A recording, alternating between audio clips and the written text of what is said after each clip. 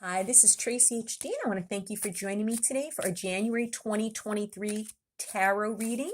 And this is going to be for the sign of Taurus, Sun, Moon, and Rising. And I am using the Dancing in the Dark tarot deck. If you'd like to purchase this beautiful deck, click the link down below in the description box. It'll take you right to Amazon. And as I shuffle the deck, I'm asking all light beings, angels, and God, please relay the message I need to share with my viewers, the highest good of all. Beginning of the month, I'm going to take a card from the top. Middle of the month, I'll take a card from the center. And the end of the month, I'm going to take the bottom card. Okay, and let's see what we have for you, Taurus. We start out the new year with the 10 of Wands. So what are you doing, Taurus? You're taking on too much work. And the Taurians that I know are very hard workers. And it looks like maybe you're going to need to delegate some tasks to someone else in the beginning of the month because you're feeling overburdened. You know, this person who's carrying all these wands. I mean, he can't possibly fit any more in his arms. And I think you may be just taking on too much in the beginning of January. And this is a card of exhaustion. So you want to be careful not to overwork yourself.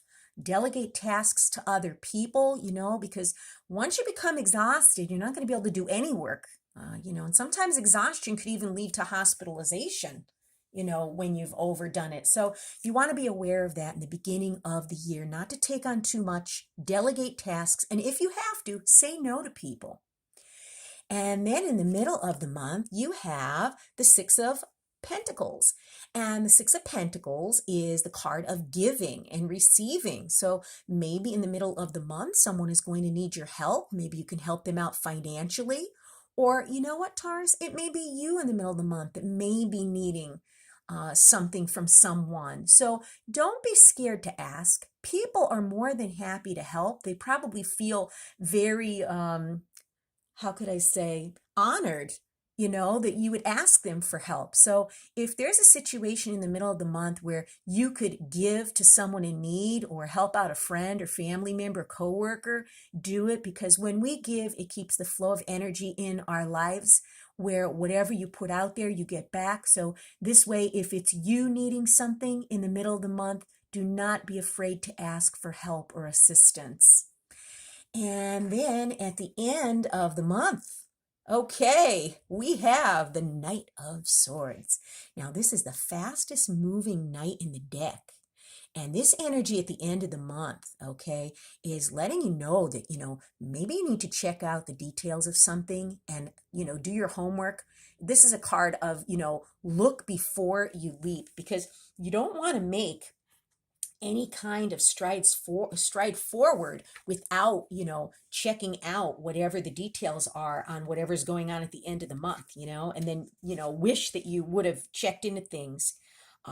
This night is also bringing in very swift moving energy, and the energy is going to maybe even feel chaotic, due to the speed at which events unfolds at the end of the month. And it might even have you feeling very confused.